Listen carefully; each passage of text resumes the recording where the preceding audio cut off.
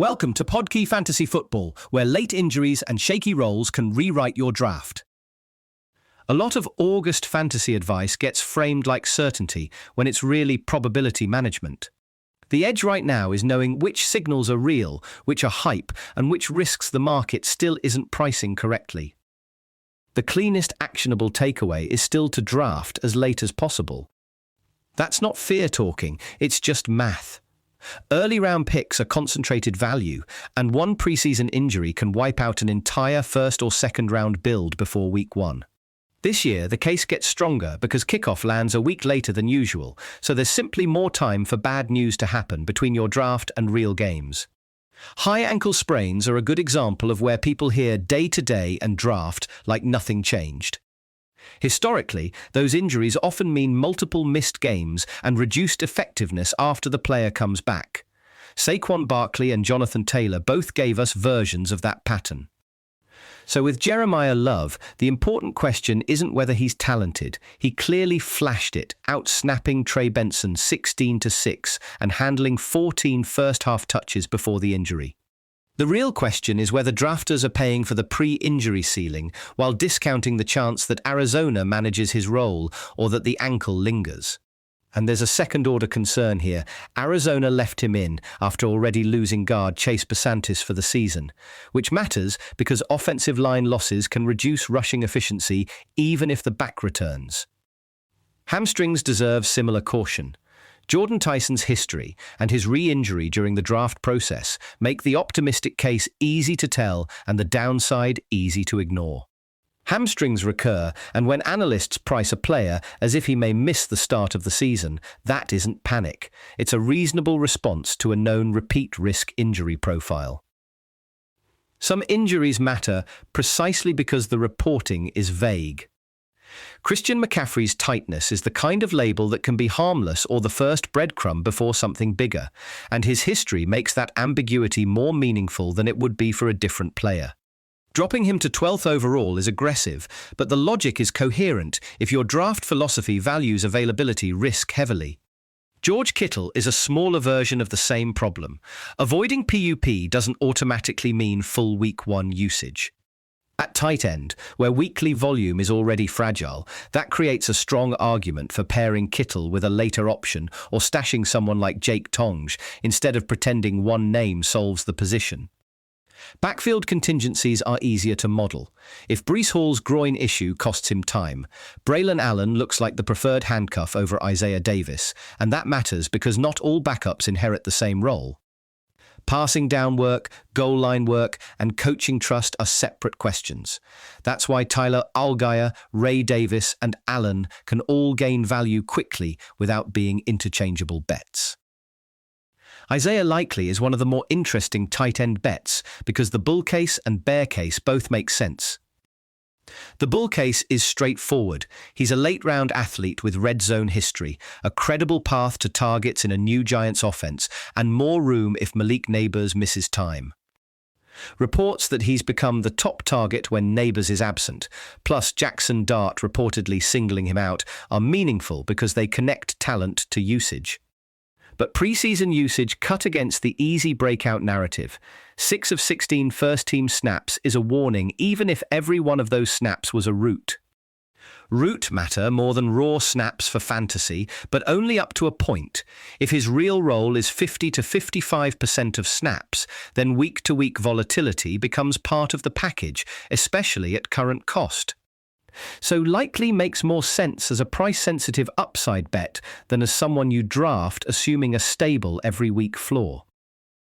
A lot of the running back conversation comes down to separating talent from pathway. Travion Henderson has already shown efficiency and explosiveness, including roughly RB9 production from Week 9 on over 1,100 total yards, 10 touchdowns, and huge plays on just 215 touches. The skepticism isn't about whether he can play, it's whether he can actually take enough work from Ramondre Stevenson to become more than an efficient committee back. Bill Krosky merit is a similar exercise in role forecasting. The efficiency flashes are there, the ADP is later than you'd expect, and a Jaden Daniels offense could create rushing lanes and scoring chances. But the obstacle is obvious. Coaches don't hand out 3-down jobs on vibes. Pass protection and trust decide whether an exciting runner becomes a fantasy starter or a weekly tease. Jonah Coleman and Jordan Mason fit the same general lesson. Preseason flashes can identify stash candidates, but they don't erase coaching habits like splitting work, preserving veterans for passing downs, or using bigger bodies near the goal line. As pure handcuffs, Mike Washington Jr. and Emmett Johnson are more straightforward. If the starter ahead of them misses time, the path to usable volume looks believable enough that they should be on draft boards in the right formats. Quarterback is where market context really matters this year. The position looks deeper than normal, which means waiting is often rational rather than passive. If Josh Allen, Lamar Jackson, Burrow, Hurts, Daniels and others are all coming at softer prices, scarcity is lower and the opportunity cost of passing on running backs or receivers early gets harder to justify. That doesn't mean never take an elite quarterback. It means the burden of proof shifts. You need a real value pocket, not just a generic preference for safety. The same applies to pocket passers. Dak Prescott and Jared Goff don't need rushing upside to matter if volume and touchdown environments stay strong.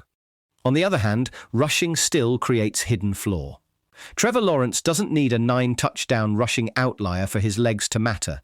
Even 3 to 5 rushing scores and routine scrambling can be a meaningful chunk of fantasy value.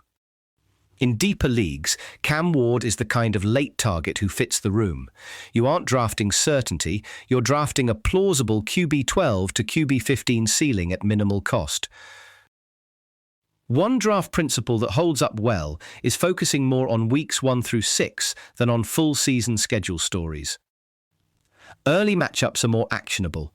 Early defensive forecasts are less likely to be wrecked by injuries and trades, and a hot start creates trade leverage that full-season projection models usually underrate. That also connects to reaching before the clear tier breaks in the first 4 rounds. You're usually paying for a story rather than a proven edge. After round 5 or 6, the tiers flatten and targeted reaches get less expensive. Preseason usage can sharpen those decisions. Manufactured touches for Deshaun Stribling, inside-outside deployment, and first-team route work are stronger signals than generic camp praise.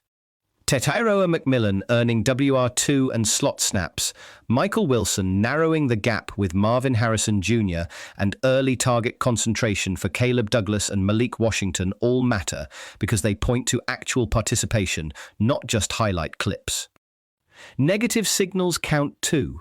Likely's limited snap share is 1.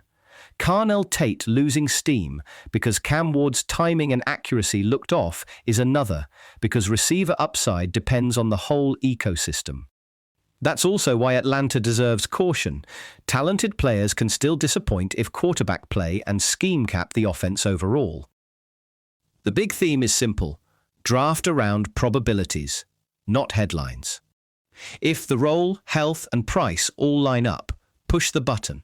If one of those is shaky, make sure the discount is real. Thanks for listening to Podkey Fantasy Football. This episode was generated by Podkey. Create your own at podkey.fm.